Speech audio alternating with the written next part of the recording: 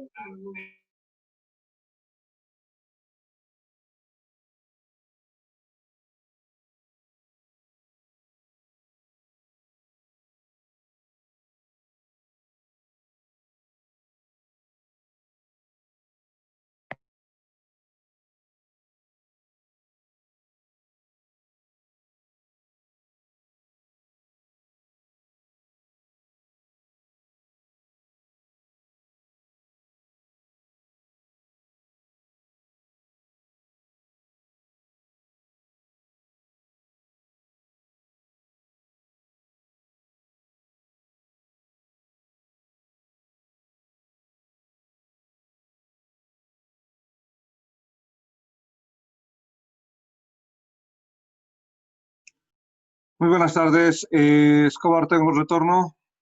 ¿Sí me audio? Sí. Gracias. Vayamos entonces con las diferencias entre pelvis ósea masculina.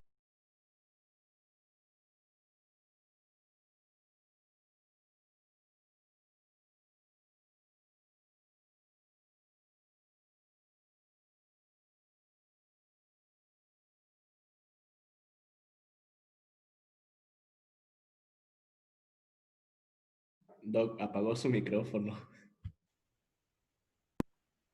Ya, ahí está. Bueno, les decía, contrario a la característica de la comparación que hace Keimur en la imagen que tiene, nosotros vamos a tener la parte femenina en el lado izquierdo de su pantalla, ahí está abreviado FEM, y vamos a tener de la misma manera la parte masculina. No solo nos interesa esta situación de diferencia para la parte de medicina forense e identificar si el esqueleto corresponde a un segmento masculino o femenino, sino también a la parte obstétrica de la cual vamos a hablar en breve. Muy bien, a ver, vayamos a mencionar entonces algunas características de la pelvis femenina. Es delgada y ligera, esta pelvis femenina en global es delgada y ligera. Y la masculina es gruesa y pesada. Esa es una característica muy importante. Otra de las menciones es la denominación de la apertura o estrecho superior. Nosotros si vemos la pelvis desde la parte superior, miren, esta es la vista superior, vamos a tener que la pelvis femenina tiene una forma oval. Ahí está la forma oval, o tiene una característica redondeada, es más ancha en la mujer. En el varón va a tener esta forma de corazón. ¿Por qué? Por el promontorio sacro y además que en el varón todo relacionado al amor y al cariño es más grande, ¿no? Corazón por eso, ¿no? 270 gramos en el varón, 250 en la mujer. Es un decir, por si acaso, es un decir solamente. Y ahí la pelvis masculina que tiene esa forma de corazón en la apertura superior de dicha pelvis. Otra de las comparaciones es que nosotros hablamos de un arco del pubis. Esta es la visión superior. Vamos a la parte anterior otra vez. A esto lo llamamos arco del pubis. Entonces esto lo vamos a denominar apertura o arco del pubis o ángulo subpubiano, ¿no? Entonces este ángulo o arco subpubiano es más estrecho en el varón, miren, 70 grados más o menos en el varón, y en la mujer es más amplio, es más ancho. Es aproximadamente entre más de 80 grados generalmente. En la mujer más de 80 grados tiene este ángulo. ¿Para qué en la mujer tendrá mayor características de angulación subpúbica que el varón? La pelvis femenina se prepara para un hecho en el desarrollo de caracteres primarios y secundarios, que es propiamente albergar al feto al producto de la concepción, en esto que va a ser la placenta. Entonces, esa es una de las propiedades que a la mayoría de las mujeres otorga esta configuración anatómica. Vamos a ver otro detalle anatómico, el foramen obturado. Acá el foramen obturado es de característica redonda en el varón, no se olviden que es masculino. Y en la mujer tiene una forma oval. Acá es oval el foramen obturado y esto es redondo. Redondo en el masculino. Muy bien. El acetábulo. El acetábulo en el varón, en el acetábulo para la articulación de la cadera es grande en el varón. En comparación con el análogo femenino, que el acetábulo es más pequeño. Comparen las características de uno y otro y tenemos que en el varón es más grande el acetábulo y más pequeño en la mujer. En la parte posterior, o visto desde la parte posterior, acá está, vamos a tener ese mismo detalle anatómico que la anterior clase describíamos. Se llama la incisura isquiática o la incisura ciática mayor. Esta es la incisura ciática. Rojo en el lado del... Acá vamos a marcar en el lado femenino. Rojo para el lado femenino. Y vamos a marcar de color negro para la parte del varón. Aquí vamos a marcar lo que está representando rojo en el sexo femenino. Ahí está la incisura isquiática. Y negro para el sexo masculino. Entonces nosotros cuando hablamos del sexo masculino, hablamos de una incisura isquiática o escotadura isquiática aproximadamente de 70 grados. Pero en la mujer, esta incisura isquiática va a llegar más o menos a los 90 grados, ¿no? ¿Esto cuándo se da? Existe el desarrollo embriológico y el desarrollo en la pubertad femenina. En el desarrollo embriológico ya se marcan algunos parámetros, como lo dice la parte del desarrollo embriológico, también señalado en Kay Moore, embriología de Kay Moore, ¿no? Y en la parte de la primera adolescencia, en la primera etapa de la adolescencia, viene una estimulación hormonal para dar dicho desarrollo. El ensanchamiento de las caderas, dice, en las diferencias sexuales de la cintura pélvica, ¿no? Entonces, donde existe una contribución hormonal en esta situación. ¿Existen variaciones de la pelvis? Existen variaciones de la pelvis, masculina y femenina. Y a eso me iba, al principio les decía. Dentro de estas variaciones, vamos a describir que existen pelvis androides, pelvis ginecoides, lo propio. Androides para varón, ginecoides para la mujer. Pero también existe antropoides y también existe platipoides, donde las dimensiones de un ancho y un diámetro anteroposterior, un ancho y un diámetro anteroposterior, son casi similares. Entonces, en estas características de la platipoide y la antropoide, vamos a tener, en algunos casos, los controles prenatales que ustedes hacen a las mujeres embarazadas, tienen que determinar el tipo de pelvis y si esta pelvis me puede facilitar un parto natural o no. Entonces yo voy a coincidir. ¿Qué es lo que hacen cuando hacen las revisiones gineco-obstetras? Cuando el producto de la gestación ya está por cumplir entre el 8º y el 9º mes, lo que ustedes piden en la ecografía se llama diámetro cefálico. El diámetro cefálico me dará una intuición, ¿para qué? Para ver, calcular, y además que en la ecografía también se determina el peso del producto de gestación. Entonces, para calcular si ese parto va a ser o puede ser por parto normal. Hay muchos productos de la concepción que no tienen un diámetro cefálico pequeño. Lo normal es que llegue de 10 centímetros. Porque este diámetro ginecoide tiende a tener ese diámetro en la parte de la pelvis superior o mayor, tiene ese diámetro de 10 centímetros. Muy bien, si nosotros hemos descrito esto como 10 centímetros, imagínense un niño con 11 centímetros de diámetro cefalopélvico, o la característica de un niño que tenga un diámetro cefalopélvico entre 13. Los hijos de madres diabéticas tienden a ser macrosómicos. ¿Qué quiere decir? Tienden a tener mayor peso. El promedio normal de peso en un recién nacido es entre los 3 kilos, el promedio. Ahora, si hablamos de un niño que tiene 5 kilos y hablamos de un diámetro cefálico mayor a 10, entonces no va a ser parto normal.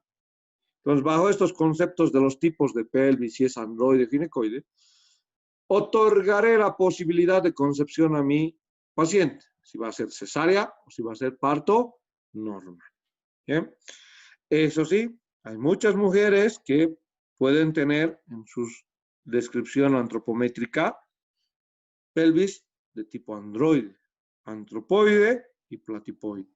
Hay mujeres que tienen esa disposición, al igual que hay varones que también desarrollan una pelvis ginecoide, por las características genético-hereditarias también que influyen sobre ese desarrollo. Nosotros tenemos diferentes articulaciones a nivel de la pelvis. Una de estas articulaciones se llama la articulación sacroiliaca. Acá voy a trazar con líneas rojas la articulación sacroiliaca del lado derecho. Ahí está la articulación sacroiliaca del lado derecho. Acá estará la otra articulación sacroiliaca del lado izquierdo. Sacroiliaca del lado izquierdo. Y tendré esto que representa la sínfisis del pubis. ¿Sí? Del pubis. Ahí estará la sínfisis del pubis. Muy bien. Si nosotros mencionamos esos puntos como segmentos articulares y además una articulación entre la última vértebra y el sacro, conocida como la articulación lumbosacra, acá estará la articulación lumbosacra, entre la última vértebra lumbar y la primera sacra, vista de manera lateral, acá tenemos. Esto corresponde a L5, y esto corresponde al sacro, donde es el promontorio sacro. En el varón el promontorio es más prominente, por eso le da la forma de un corazón a la pelvis o a la apertura pélvica superior. Es el promontorio sacro. Dentro de esta configuración es bueno entender los ligamentos que nos menciona también Keimur, Rubier. Acá tenemos 3 ligamentos, 1, 2, 3 ligamentos, en la misma articulación sacroiliaca. El número 1 representa mi ligamento sacroiliaco posterior. Ahí está mi sacroiliaco posterior. Al medio voy a tener mi ligamento sacro intermedio, o medio también se dice. Este es mi ligamento sacroiliaco intermedio, o también conocido como interóseo. Ligamento sacroiliaco intermedio o interóseo óseo. Muy bien, tenemos el sacroiliaco interóseo, tenemos el posterior. Ahora vamos a describir a este como el ligamento sacroiliaco anterior. ¿De dónde a dónde va cada uno de estos ligamentos sacroiliacos? Acá están ya las superficies articulares, me interesa describir acá, las que ya he descrito anteriormente, la carilla auricular del hueso ilíaco, y acá está también la carilla auricular del sacro. Auricular por la forma del pabellón auricular. Entonces acá vamos a ver las imágenes anterior, posterior y superior. Miren, esto es anterior, esto es posterior y esto es superior. Y hemos descrito a los 3 ligamentos sacroiliacos, anterior, el interóseo y el posterior, desde la visión superior.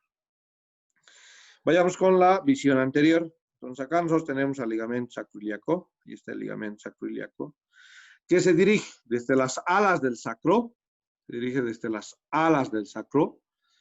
y está envolviendo a la cápsula fibrosa de esta articulación sinovial, que corresponde a la articulación sacroiliaca.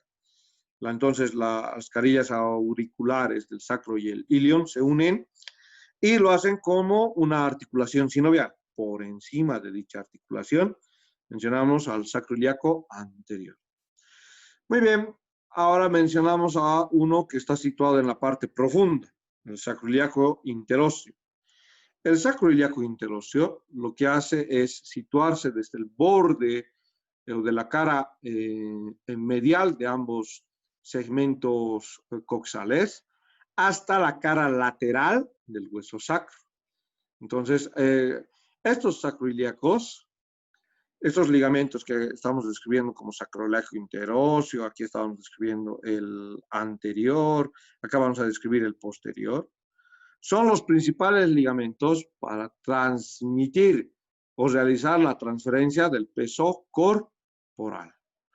De estos tres, el que más participa en dicha transferencia es el interóseo. El interóseo de los tres participan en la transferencia del peso corporal, aclarando lo que dice Keimur, los tres son. Pero de estos, el que mayor relevancia toma es el interóseo, porque carga con mayor característica de transferencia en la distribución del peso corporal. Tenemos el ligamento sacroiliaco posterior, acá está el sacroiliaco posterior, sacroiliaco posterior, que va desde la parte posterior del hueso coxal, desde esto que se llama la tuberosidad ilíaca, y se dirige a la porción del sacro, a la porción posterior del sacro. Generalmente donde encontramos a las líneas sacra media o a la espina sacra media, intermedia, perdón, espina sacra intermedia y a la espina sacra media. Entonces el ligamento sacroiliaco posterior va desde la tuberosidad del ilion, toma como inserción la espina sacra intermedia y también se dirige a la espina sacra media, que ya lo hemos descrito en una anterior clase, ¿no? Esta es la media, es la intermedia y aquí recién viene la lateral. Entonces está reforzando la unión entre la cara auricular del sacro y la cara auricular del ilion. Ahí tenemos estos segmentos de los ligamentos sacroiliacos anterior y posterior. Reforzando esta unión de la porción del sacro, vamos a tener otros ligamentos anteriores y posteriores. Igual, en la misma unión de la articulación sacroiliaca. ¿Cuáles son esos? Acá puedo ver al iliolumbar, ligamento iliolumbar.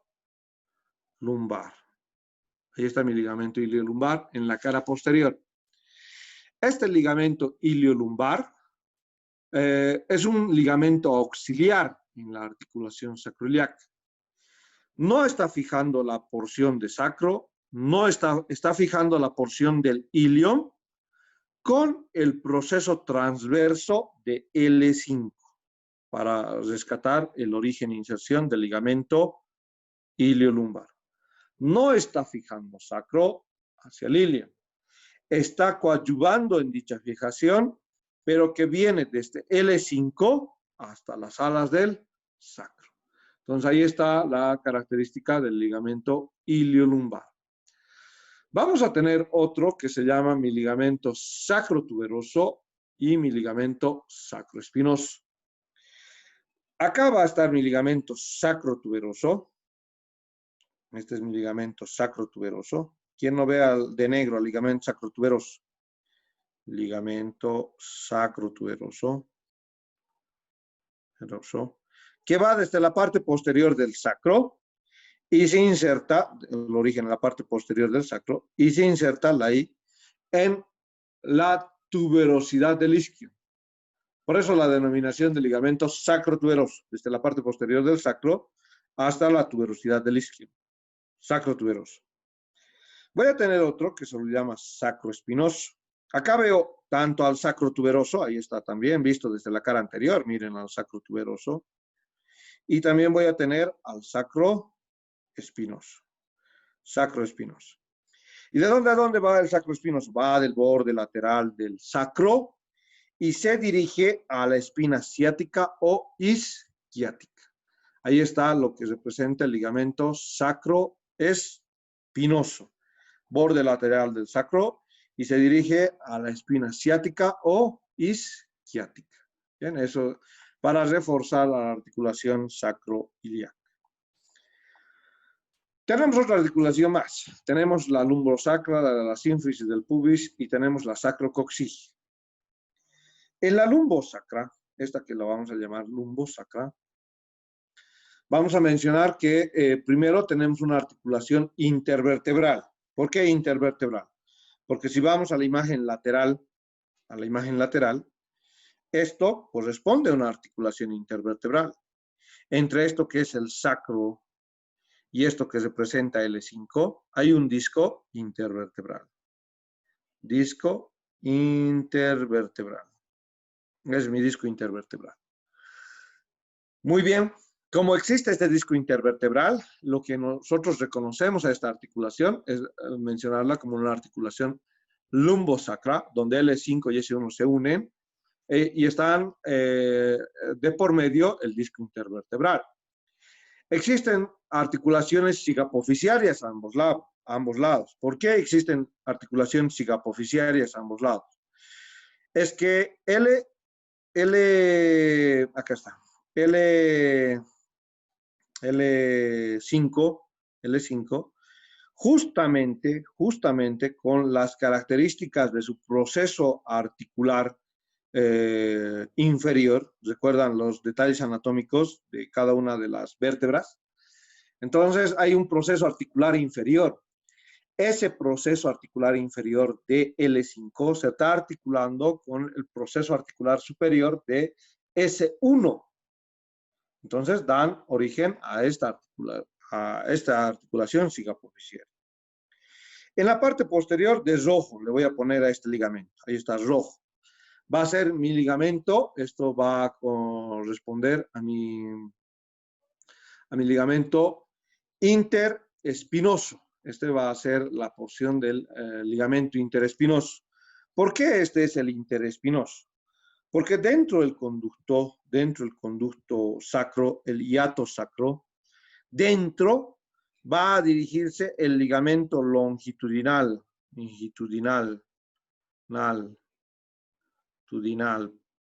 Aquí va a estar dentro del conducto, el hiato sacro, el ligamento longitudinal posterior. Y acá, esto que voy a marcar con azul, representará el ligamento longitudinal anterior. Ahí está el ligamento longitudinal anterior. En el hiato, dentro del hiato, estará el ligamento longitudinal posterior y por fuera estará el ligamento longitudinal anterior. Recuerden la anatomía 1 cuando han tenido que describir la parte del segmento de los ligamentos en cuello. Recuerdan al ligamento longitudinal anterior, ¿no? Empieza desde C1 y va hasta el sacro. El posterior empieza de C2 y de la misma manera va adentro del conducto del hiato sacro, ¿no? Ojo entonces con los ligamentos longitudinales anterior y posterior en la articulación lumbosacra. En la parte, antes de pasar con la sínfisis del pubis, acá nosotros tenemos la articulación sacrocoxigia, otra de las articulaciones en la pelvis. Se llama sacrocoxigia.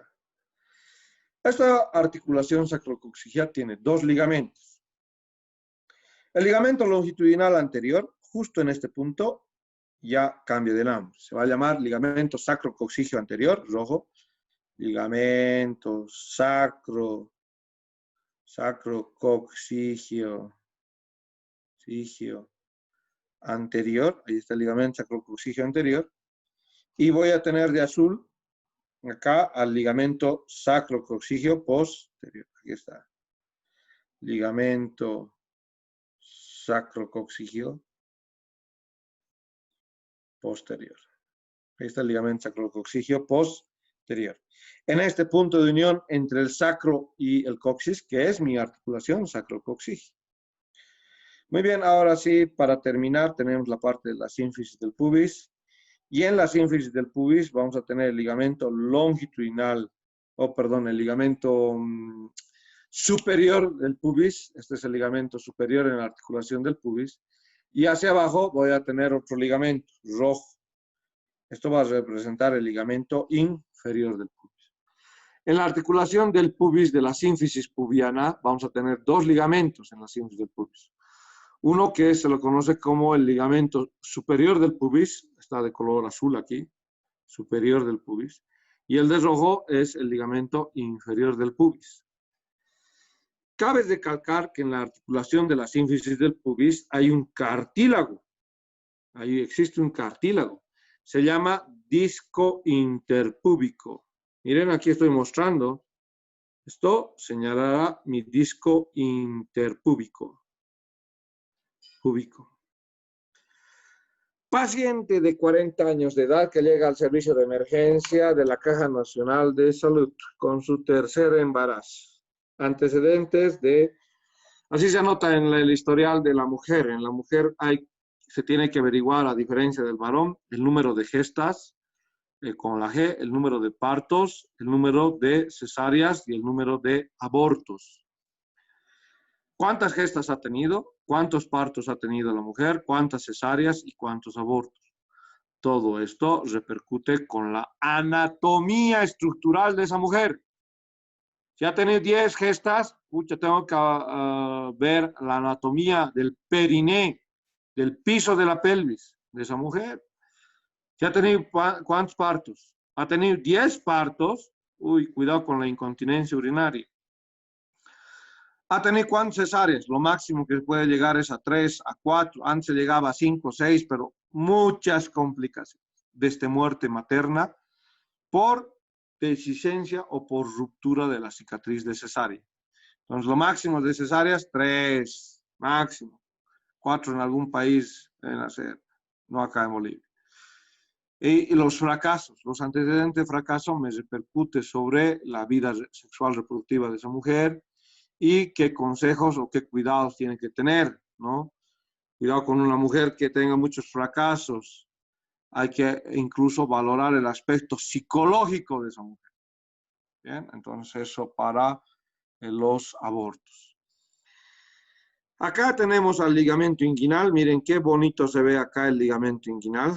Aquí está más lindo, no podría estar el ligamento inguinal.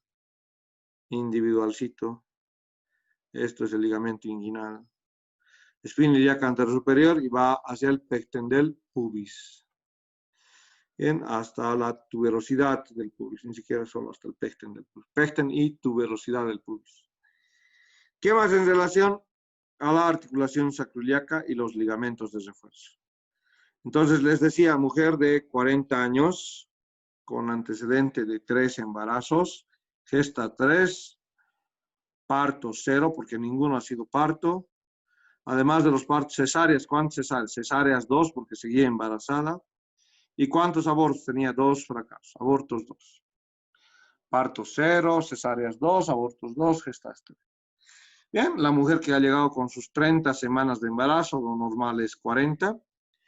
Los partos han sido normales, pero algo que no ha tomado el ginecólogo en cuenta es pues el concepto anatómico que les voy a recordar toda la vida.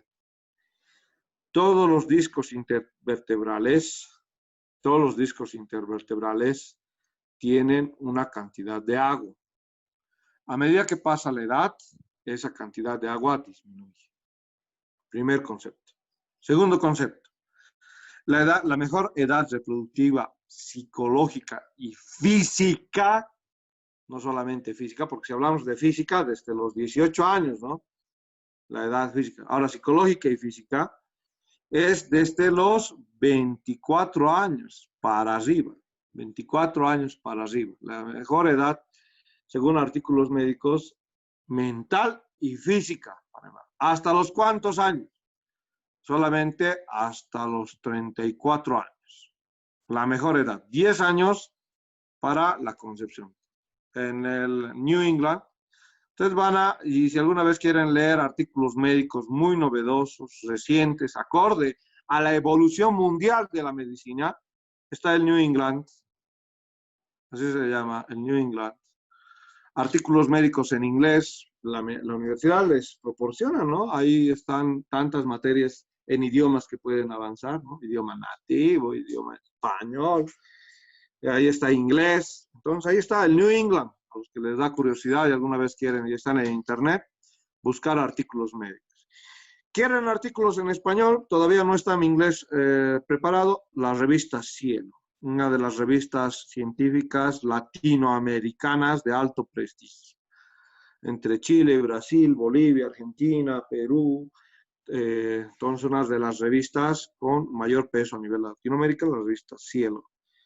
Entonces, ahí está, artículos médicos. Nosotros no leemos periódicos, ¿no? Leemos artículos médicos.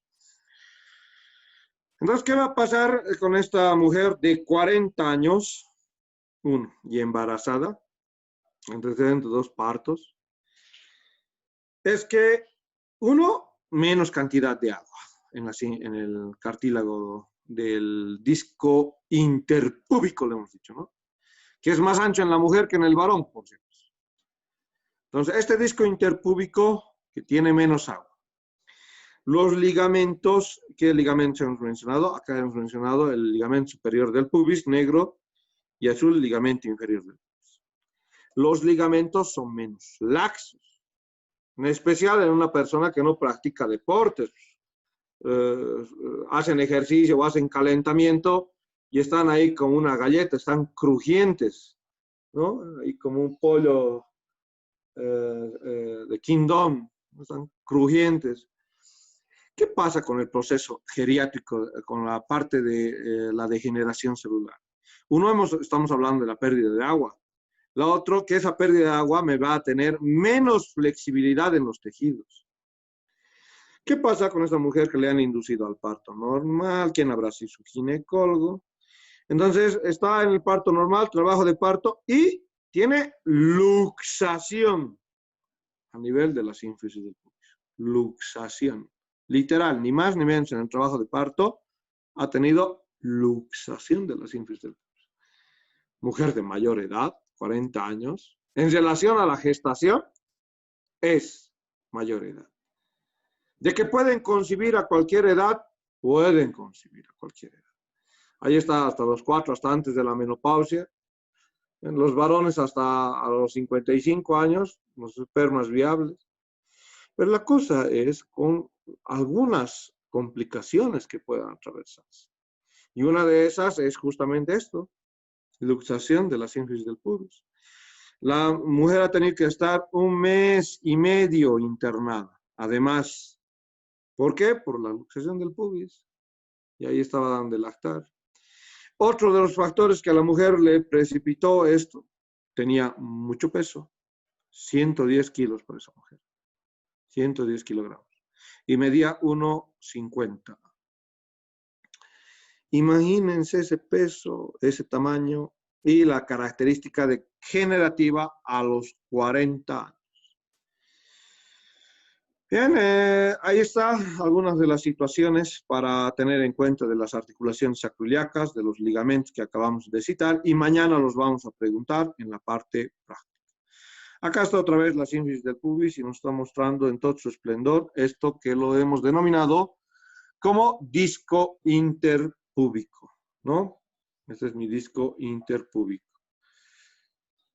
Los discos interpúbicos, ojo que el superior va desde lo que se denomina los cuerpos del pubis, acá el cuerpo del pubis, y se dirige hasta el tubérculo del pubis. Aquí la parte más elevada, no nos olvidemos que es el tubérculo del pubis. Entonces, desde los cuerpos del pubis al tubérculo del pubis, y el inferior va conectando el arco subpubiano o ángulo subpubiano, que hemos dicho que es mayor en la mujer. Entonces, el ligamento inferior será uno de los más dañados que ha tenido esta mujer embarazada de 40 años. El ángulo subpubiano y mi ligamento inferior del pubis, o también se lo llama ligamento arqueado, otra de la terminología según Testut, y Rubier también, ligamento arqueado, o ligamento inferior del pubis, para simplificar la figura. Hasta acá, de estructuras óseas, ¿alguien tiene alguna duda? ¿Alguna pregunta? ¿No se ha entendido todo? ¿No se ha entendido nada? ¿No? Eu tenho. Dime, Tânia Aparecida. Sim. Eu sei que é boba a minha pergunta, doutor, mas eu vou fazer. No. Haga. Para eso paga. É o seguinte, eu queria perguntar o seguinte: o bebê, esse tamanho dos ossos, o do bebezinho, quando ele nasce, ele já é menor, já é diferente, ou ele tem modificações depois ao decorrer da vida? Ele modifica? Ya. A ver, Aparecida, vamos a practicar español. El bebecino es... El bebé... A ver, aclaremos su pregunta. ¿Qué quiere saber del bebé? De si se modifica o no se modifica. ¿Qué se modifica? Esse tamanho, o Sí. tamanho do pubis, esse arco. ¿Y este tamaño se modifica de la cabeza del bebé? Sí. Se modifica. ¿En qué edad se modifica? Mire, se logra entre los 8 meses y 9 meses, ya tenemos el diámetro cefálico del pubis. Quiere decir, si digamos a la ecografía de los 8 meses, puede que tenga 9.5 centímetros. 9.5 centímetros. Y a los 9 meses ya tenga los 10 centímetros. Puede existir esa variación.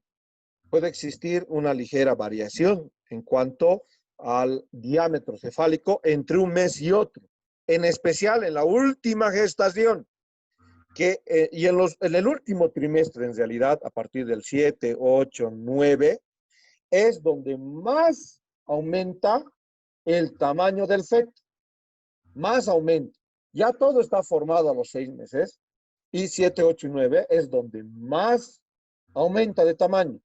Va ganando cuerpo, volumen, tamaño, largura, gordura, ¿no? Entonces, justamente por eso entre los 8 y los 9 meses podemos tener